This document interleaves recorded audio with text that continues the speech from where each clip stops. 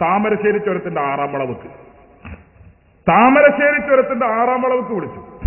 എന്നിട്ട് അദ്ദേഹം ഇബാദത്തിന് നിർവചനം പറഞ്ഞു. എന്താ ഇബാദത്തിന് നിർവചനം? അഖ്സാ ഗായത്തുൽ ഖുദൂഇ വത്തദല്ലുലി, പരമമായ വണക്കം, പരമമായ താഴ്മ. ഇതാണല്ലോ എല്ലാവരും സമ്മതിക്കുന്നതാണ്, മുജാഹിദും ജമാഅത്തും സുന്നി. പരമമായ വണക്കം, അങ്ങേ അറ്റത്തെ വണക്കം, അങ്ങേ അറ്റത്തെ താഴ്മ, അതാണ് ഇബാദത്ത്. അപ്പൊ ഇദ്ദേഹം നമ്മളെ വിളിച്ചു, ഈ അങ്ങേ അറ്റത്തെ വണക്കവും താഴ്മയും കാണണമെങ്കിൽ ഇബാദത്തിന്റെ ആ നിർവചനവും കയ്യിൽ പിടിച്ച് നിങ്ങൾ താമരശ്ശേരി ചുരത്തിലേക്ക് വരൂ. താമരശ്ശേരി ചുരത്തിലൂടെ നജീബ് വണ്ടി ഓടിക്കുകയാണ്. അങ്ങനെ വണ്ടി ഓടിച്ച് 1ാം വളവ് കഴിഞ്ഞു, 2ാം വളവ് കഴിഞ്ഞു, 3ാം വളവ് കഴിഞ്ഞു, 6ാം വളവിലെത്തിയപ്പോൾ വണ്ടിയുടെ ബ്രേക്ക് പോയി. താമരശ്ശേരി ചുരം കണ്ടോൽക്കറിയാം ഇടങ്ങേറ്. 6ാം വളവിലെത്തിയിട്ട് വണ്ടിന്റെ ബ്രേക്ക് അങ്ങോട്ട് പോയാൽ അവിടെ വെച്ചിട്ട് അല്ലാഹുവേ എന്ന് അവൻ തൗഹീദായി, അവൻ അള്ളാഹുവിനോട് പ്രാർത്ഥിക്കുന്നവനായി, അത് അള്ളാഹ്ക്കുള്ള ഇബാദത്തായി. അല്ലാഹ് എന്ന് വിളിച്ചാൽ അള്ളാഹ്ക്കുള്ള ഇബാദത്തായി. 6ാം വളവിൽ വെച്ചിട്ട് ബദരീങ്ങളെ എന്ന് വിളിച്ചാലോ അത് ബദരീങ്ങൾക്കുള്ള ഇബാദത്താണ്.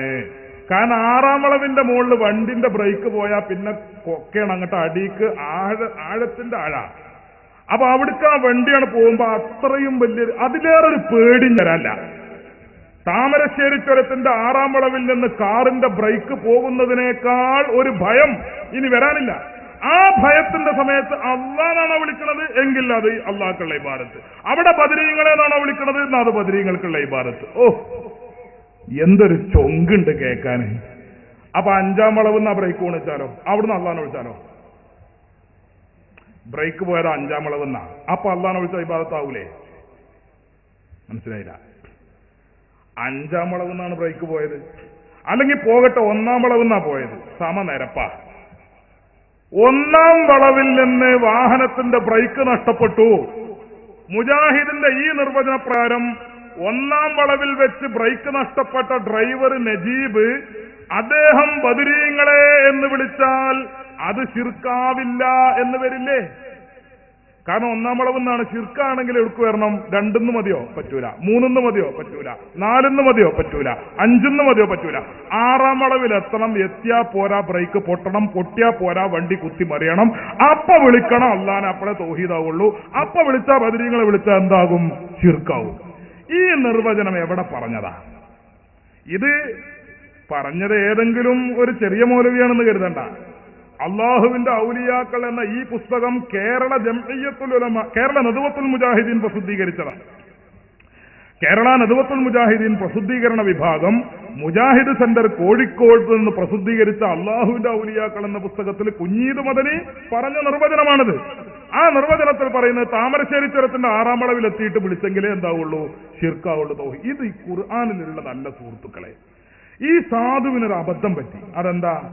അഖ്സാ ഗായത്തുൽ ഖുദൂഇ വത്തദല്ലുലി എന്ന് പറഞ്ഞ ഈ പരമമായ വണക്കവും പരമമായ താഴ്മയുണ്ടല്ലോ, അത് മനുഷ്യന്റെ ബാഹ്യ ശരീരത്തിന്റെ പ്രകടനങ്ങളിൽ അല്ലെങ്കിൽ ബാഹ്യമായ അവന്റെ അവസ്ഥയിൽ നിന്ന് മനസ്സിലാക്കപ്പെടുന്നതാണ് ഈ ഭയം എന്ന് ഈ സാധു തെറ്റിദ്ധരിച്ചു.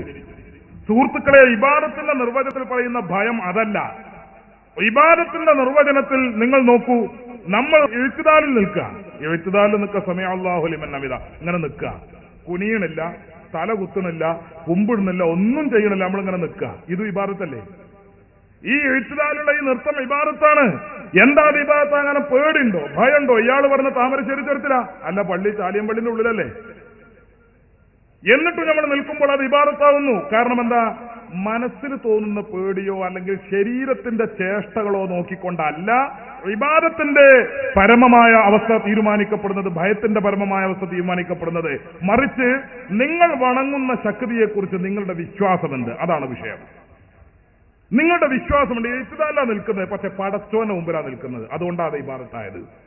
പടച്ചോന്റെ മുമ്പിൽ നിൽക്കുന്നു എന്ന വിശ്വാസത്തോടെ ആകുമ്പോൾ അത് ഇബാദത്താണ്. അതേസമയത്ത് അതേ നൃത്തം തന്നെ പടപ്പിന്റെ മുമ്പിലാണ് നിൽക്കുന്നത്, മമ്പറന്തങ്ങളുടെ മുമ്പിലാണ്, അല്ലെ മുഹിയുദ്ദീൻ ശേഖിന്റെ മുമ്പിലാണ്, ഇബാദത്തല്ല. അപ്പൊ ഇത് മനസ്സിലാക്കാനുള്ള ഒരു വിവേചന ബുദ്ധി സുഹൃത്തുക്കളെ മുജാഹിദുകൾക്ക് നഷ്ടപ്പെട്ടു പോയത് കൊണ്ടാണ് ഈ കുട്ടികളുടെ ഈ വിശദീകരണവുമായി കേരള നദ്വത്തുൽ മുജാഹിദീൻ പോലും രംഗത്ത് വരാനുള്ള കാരണം. അപ്പൊ ഞാൻ പറഞ്ഞ മറുപടിയുടെ രത്നചുരുക്കം, പരിശുദ്ധ ഖുർആൻ ഇസ്തിഗാസ എതിർക്കുന്ന മുജാഹിദിന്റെ പക്ഷത്താണ് എന്ന വാദം അടിസ്ഥാനരഹിതമാണ്. 920 മുജാഹിദ് വന്നത്. 920 മുമ്പും ഖുർആൻ ഉണ്ട്. അന്ന് ഖുർആൻ ആരുടെ പക്ഷത്തായിരുന്നു? അവരുടെ പക്ഷത്ത് തന്നെയാണ് ഇപ്പോഴും ഖുർആൻ ഉള്ളത്. 920 ശേഷം നിങ്ങൾ വന്നിട്ട് വളച്ചു കെട്ടി അങ്ങോട്ട് പിടിക്കാനൊക്കെ നോക്കിയിട്ടുണ്ട്, പക്ഷെ ഖുർആനെ കിട്ടിയിട്ടില്ല എന്ന് മാത്രം ഈ സമയത്ത് സൂചിപ്പിക്കുന്നു. പിന്നെ ഇവിടെ ഉദാഹരണമായി ഓതിക്കൽപ്പിച്ച ഒരു ആയത്തുണ്ട്. സമാനമായ ധാരാളം ആയത്തുകളുണ്ട്. ആ ആയത്തുകളിലൊക്കെ പറയുന്നത് അബൂജഹൽ ഉൾപ്പെടെയുള്ള മക്കയിലെ മുശ്രിക്കുകൾ നടത്തിയ ബിംബാരാധനയെ കുറിച്ചാണ്. ആ ബിംബാരാധന ശിർക്കാണ്, കുഫ്റാണ്. ബിംബത്തെ വിളിച്ചാൽ ഉത്തരം ചെയ്യുകയില്ല, ബിംബത്തിന് ഇബാദത്ത് ചെയ്യാൻ പാടില്ല.